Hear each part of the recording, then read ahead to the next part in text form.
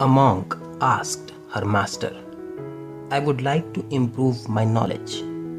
Along with you, can I study with another teacher to learn other forms of meditations?"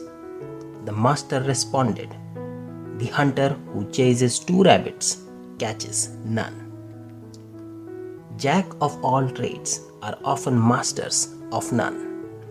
Suppose you attempt to learn multiple subjects simultaneously.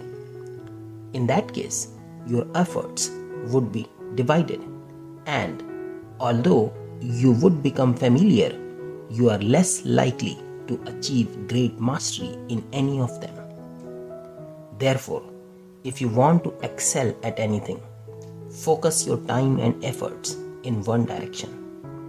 Once you have mastered the subject, then you can explore another.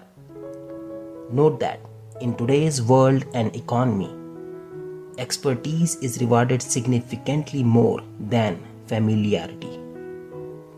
If you enjoyed the story, please consider liking and subscribing. May the force be with you.